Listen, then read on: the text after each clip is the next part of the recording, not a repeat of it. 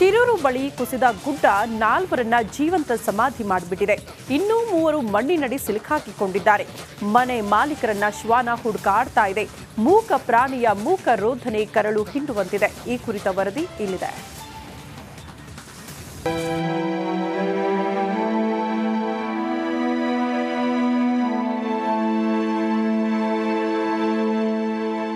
ಏನಾಗಿದೆ ಅಂತ ಗೊತ್ತಿಲ್ಲ, ಏನಾಗ್ತಿದೆ ಅಂತಾನೂ ಗೊತ್ತಾಗ್ತಾ ಇಲ್ಲ. ಇಷ್ಟು ದಿನ ತಾನಿದ್ದ ಮನೆ ಈಗಿಲ್ಲ. ತನ್ನನ್ನ ಮುದ್ದಾಡಿ ಸಾಕ್ದವರೂ ಕಾಣಿಸ್ತಾ ಇಲ್ಲ. ಎಲ್ಲಿ ನೋಡಿದ್ರು ಬರೀ ಮಣ್ಣು. ಮನೆಯವರನ್ನ ಕಳ್ಕೊಂಡ ಮೂಕ ಪ್ರಾಣಿಯ ಮೂಕ ರೋದನೆ ನೋಡಿದ್ರೆ ನಿಜಕ್ಕೂ ಕರುಳು ಚುರುಕನ್ನುತ್ತೆ ಕಣ್ರಿ.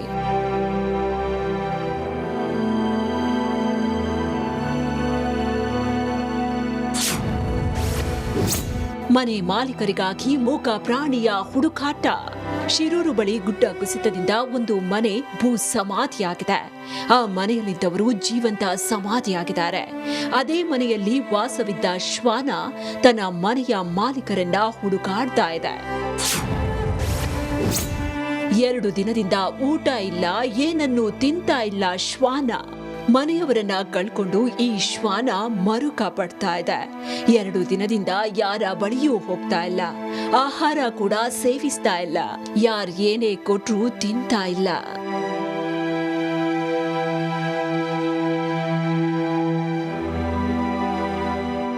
ಇನ್ನು ಉಳುವರೆ ಗ್ರಾಮದಲ್ಲಿ ಶ್ವಾನ ಒಂದು ತನ್ನ ಸೂರು ಕಳ್ಕೊಂಡು ಮರುಕ ಪಡ್ತಾ ಇದೆ.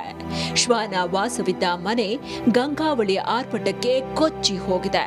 ಚಲ್ಲಾಪಿಲ್ಲಿಯಾದ ವಸ್ತುಗಳ ಬಳಿ ಹೋಗಿ ಶ್ವಾನ ಮೂಕ ರೋಧನೆ ಪಡ್ತಾ ಇದೆ. ಒಂದು ಮಹಾಮಳೆ, ಒಂದೇ ಒಂದು ನದಿ ಜೀವನ ಎರಡನ್ನೂ ಮುಳುಗಿಸಿ ಬಿಟ್ಟಿದೆ. ತನ್ನ ಸೂರನ್ನ ಕಳ್ಕೊಂಡ ಮೂಕ ಪ್ರಾಣಿಯ ಮೂಕ ರೋದನೆ ಕರುಳು ಹಿಂಡುವಂತಿದೆ. ನಾಗೇಂದ್ರ ಬಾಬು ಜೊತೆ ಶೇಷಗಿರಿ, ರಿಪಬ್ಲಿಕ್ ಕನ್ನಡ, ಕಾರವಾರ. ರಣಭೀಕರ ಮಳೆಗೆ ಉತ್ತರ ಕನ್ನಡ ಅಕ್ಷರಶಃ ನಲುಗಿ ಹೋಗಿದೆ. ಗಂಗಾವಳಿ ನದಿ ಆರ್ಭಟಕ್ಕೆ ಅಂಕೋಲಾದ ಉಳುವರೆ ಕೊಚ್ಚಿ ಹೋಗಿತ್ತು. ಮನೆ ಕಳೆದುಕೊಂಡು ಗ್ರಾಮಸ್ಥರು ಅನಾಥರಾಗಿದ್ರು.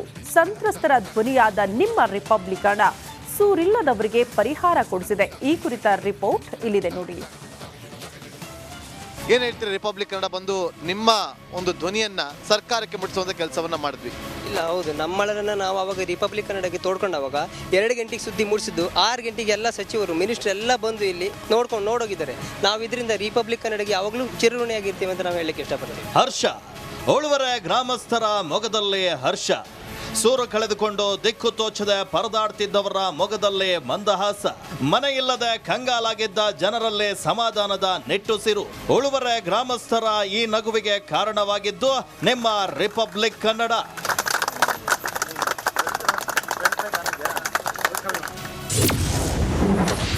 ರಿಪಬ್ಲಿಕ್ ಕನ್ನಡ ವರದಿಗೆ ಎಚ್ಚೆತ್ತ ಶಾಸಕ ಸತೀಶ್ ಸೈಲ್. ನಮ್ಮ ವರದಿಯಿಂದ ಎಚ್ಚೆತ್ತು ಗ್ರಾಮಕ್ಕೆ ಶಾಸಕರ ಭೇಟಿ.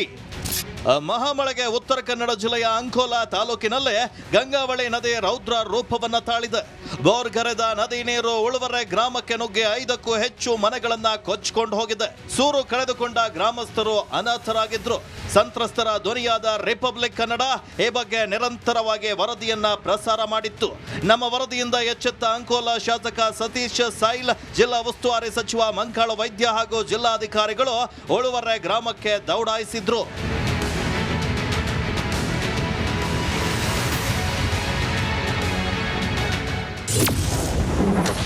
ಉಳುವರೆ ಗ್ರಾಮಸ್ಥರಿಗೆ ಪರಿಹಾರ ಘೋಷಣೆ.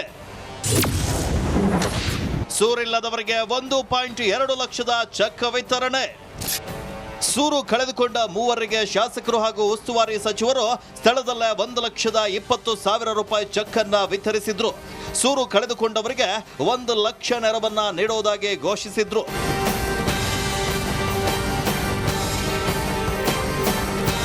ಏನು ಸಂತ್ರಸ್ತರಿಗೆ ನೆರವು ಘೋಷಿಸುತ್ತಿದ್ದಂತೆ ಉಳುವರೆ ಗ್ರಾಮಸ್ಥರು ಫುಲ್ ಖುಷಿಯಾದ್ರು. ನೋವಿನಲ್ಲಿದ್ದ ಕಣ್ಣುಗಳಲ್ಲಿ ಭರವಸೆಯ ಬೆಳಕು ಮೂಡಿತು. ರಿಪಬ್ಲಿಕ್ ಕನ್ನಡ ವರದಿಗೆ ಗ್ರಾಮಸ್ಥರು ಹರ್ಷೋದ್ಗಾರ ವ್ಯಕ್ತಪಡಿಸಿದ್ರು. ರಿಪಬ್ಲಿಕ್ ಕನ್ನಡಕ್ಕೆ ಧನ್ಯವಾದ ತಿಳಿಸಿದ್ರು. ಉಳುವರೆ ಊರಿನ ಗ್ರಾಮಸ್ಥರ ಪರವಾಗಿ ರಿಪಬ್ಲಿಕ್ ಕನ್ನಡ ಟಿವಿಗೆ ಧನ್ಯವಾದ ಹೇಳಿ ಇಷ್ಟಪಡ್ತೇವೆ. ನೋಡಿದ್ರಲ್ಲ, ನಮ್ಮ ಒಂದು ವರದಿ ಉಳುವರೆ ಗ್ರಾಮಸ್ಥರ ಮೊಗದಲ್ಲೇ ಮಂದಹಾಸವನ್ನ ಮೂಡಿಸಿದೆ. ರಿಪಬ್ಲಿಕ್ ಕನ್ನಡ ಎಂದಿಗೂ ನೊಂದವರ ಪಾಲಿಗೆ ಧ್ವನಿಯಾಗಲಿದೆ. ಕಾರಣ ಇದು ನಿಮ್ಮ ಧ್ವನಿ. ನಾಗೇಂದ್ರ ಬಾಬು, ರಿಪಬ್ಲಿಕ್ ಕನ್ನಡ, ಉತ್ತರ ಕನ್ನಡ.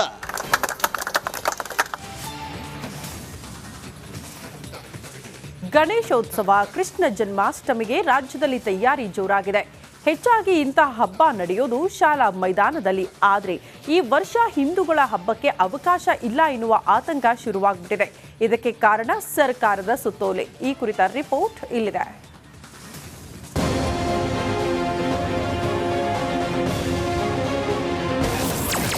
ವಿವಾದಕ್ಕೆ ಕಾರಣವಾಗುತ್ತಿದೆ ಸರ್ಕಾರದ ಸುತ್ತೋಲೆ.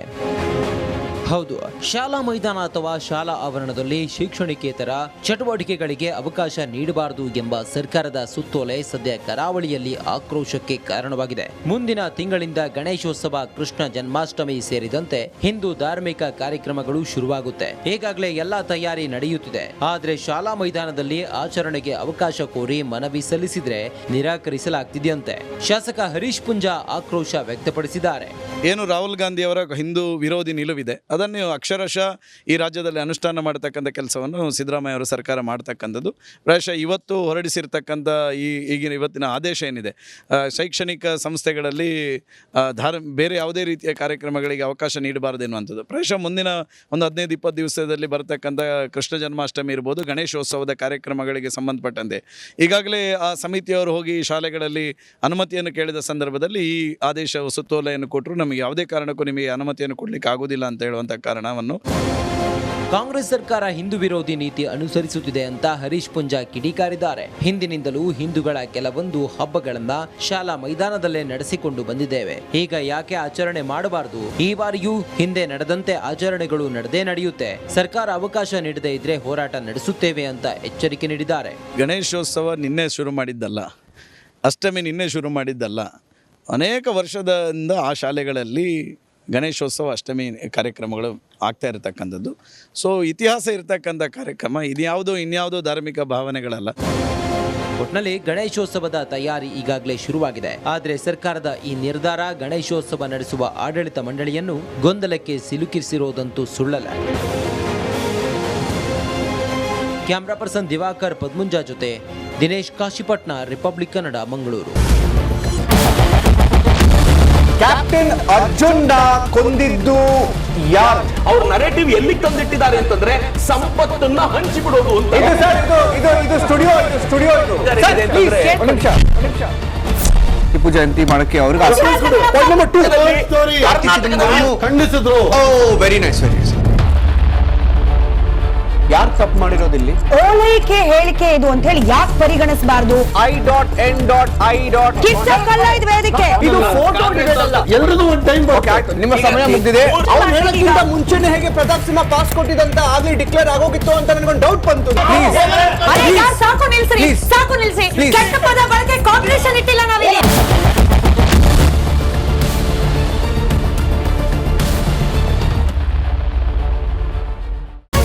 ರಿಪಬ್ಲಿಕ್ ವರ್ಡ್ ಆಪ್ ಇದು ಕೇವಲ ಅಪ್ಲಿಕೇಶನ್ ಅಲ್ಲ, ಸಮಗ್ರ ಸುದ್ದಿಗಳ ಸಂಪರ್ಕ ಮಾರ್ಗಕ್ಕೆ ಕ್ರಾಂತಿಕಾರಿ ಬದಲಾವಣೆ. ರಿಪಬ್ಲಿಕ್ ವರ್ಡ್ ಆಪ್ ಕೇವಲ ಸುದ್ದಿ ಅಪ್ಲಿಕೇಶನ್ ಪರಿಚಯಿಸ್ತಾ ಇಲ್ಲ, ಬದಲಾಗಿ ಡಿಜಿಟಲ್ ಸುದ್ದಿ ಬಳಕೆಯ ಹೊಸ ಯುಗಕ್ಕೆ ನಾಂದಿ ಹಾಡ್ತಾ ಇದೆ. ಇದೊಂದು ಬ್ರೇಕಿಂಗ್ ನ್ಯೂಸ್, ಪ್ರಭಾವಶಾಲಿ ಕಾರ್ಯಕ್ರಮಗಳಿಗೆ ಗಟ್ಟಿಯಾದ ನ್ಯೂಸ್. ಇಲ್ಲಿ ಕೇವಲ ತಾಜಾ ಸುದ್ದಿ, ಅದರ ನೇರ ಪ್ರಸಾರ ಮತ್ತು ಚರ್ಚೆಗಳಿಗೆ ಮಾತ್ರ ಅವಕಾಶ. ರಿಪಬ್ಲಿಕ್ ವರ್ಲ್ಡ್ ಆಪ್ ಡೌನ್ಲೋಡ್ ಮಾಡಿಕೊಳ್ಳಿ. ಗೂಗಲ್ ಪ್ಲೇ ಸ್ಟೋರ್ ಮತ್ತು ಆಪಲ್ ಆಪ್ ಸ್ಟೋರ್ನಲ್ಲಿ ಲಭ್ಯವಿದೆ.